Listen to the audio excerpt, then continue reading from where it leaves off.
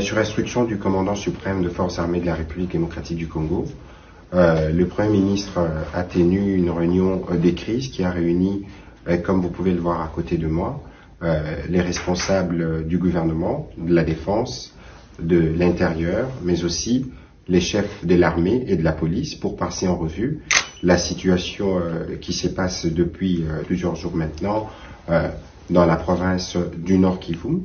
Et donc, il est établi suivant les éléments que nous avons reçus du terrain, en tout cas des soupçons se cristallisent sur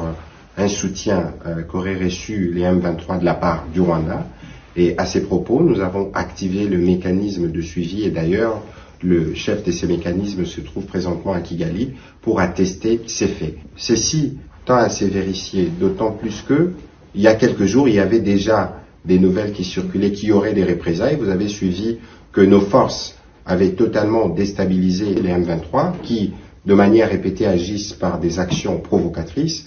Nos forces avaient pris le dessus et qu'il y a eu des éclats d'obus qui seraient tombés de l'autre côté.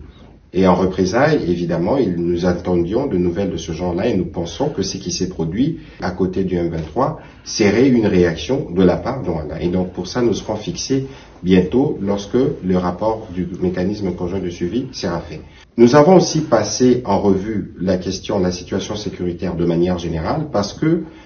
il vous souviendra que les opérations de forces armées de la République démocratique du Congo s'est déroulées plutôt du côté de Runyoni dans le Rutshuru,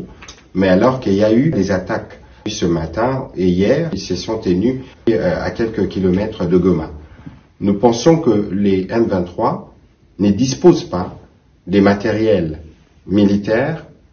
en tout cas pour ce que nous avons vécu ou ce que les militaires ont vécu sur le terrain et ce que les étreintes images ont montré. Nous ne pensons pas que les M23 disposent de cet arsenal militaire, d'où la cristallisation de nos soupçons. Mais ceci dit, nos forces armées ont été encore une fois de plus mobilisés, que ce soit sur le front de Runyoni ou sur le front des Tchanzu, pour être sûr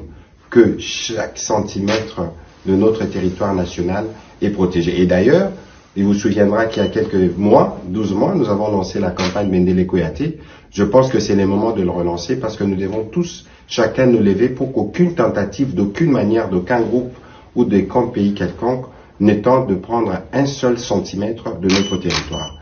Parallèlement à cette question militaire, nous avons analysé la question au plan humanitaire, parce que vous savez qu'il y a des populations qui ont été déplacées, des parts et d'autres d'ailleurs, que ce soit du côté de Kibumba ou du côté de Rutshuru. Il y a un besoin d'un appui humanitaire, le gouvernement s'y attelle, les états des lieux s'y font sur le terrain, et donc des rapports qui seront faits, le gouvernement pourra agir dans les prochains jours pour apporter de l'appui à nos compatriotes. Nous tenons à rassurer la population congolaise en général, mais celle du Nord Kivu en particulier, que les gouvernements, avec en tête le président de la République, suit de près la situation et que toutes les mesures sont prises pour assurer la paix et la sérénité. Donc nous voulons lancer à la même occasion un appel au calme et suivre évidemment les instructions et les nouvelles qui sont données à la fois par les autorités militaires et par nous-mêmes. Et d'ailleurs, ils ont communiqué cet après-midi et cette communication vient renforcer celle-là. Le commandant suprême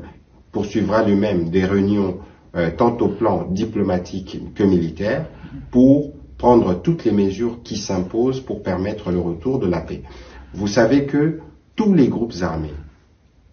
à la suite de l'adhésion de la République démocratique du Congo à la communauté des États de l'Afrique de l'Est,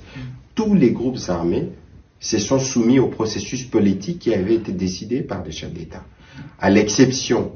du M23, dont on parle encore maintenant. C'est un acte des rébellions visibles non seulement par rapport à la République démocratique du Congo, mais vis-à-vis de tous ces chefs d'État de la sous-région qui se sont engagés dans les processus de paix. Et donc, si ces mouvements et tous ceux qui a comme force affiliée derrière continuent leur aventure, ils subiront évidemment la force, parce que la force est aussi l'alternative qui a été proposée. Je puis vous informer qu'il est prévu une réunion de tous les chefs d'état-major général des pays de la CAE pour qu'ils puissent étudier les mécanismes pour la mise en place d'un état-major conformément à la volonté exprimée par les différents chefs d'État. Et donc, nous tenons au retour de la paix. Le président de la République depuis son arrivée aux responsabilités, l'a démontré. Nous faisons tout pour que la paix revienne, mais ceux qui seront réfractaires à la paix, ils seront bien obligés de subir la force parce qu'il y a un seuil de tolérance. Dans cette région, les forces d'armée sont depuis mobilisées parce que vous savez que c'est des zones qui sont sous état de siège, mais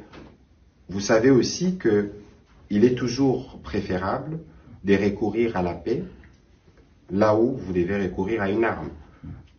Nous attaquons l'ennemi qui est identifié, principalement l'ADF, qui est un mouvement terroriste étranger, nous les traitons comme tels, mais pour ce qui concerne les groupes armés locaux, il y a évidemment une dimension patriotique et le président de la République, au cours de la réunion qu'il a eue avec eux en visioconférence, lorsqu'ils étaient à Nairobi, il leur a clairement tendu la main pour qu'ils rejoignent le processus de paix et qu'ils rejoignent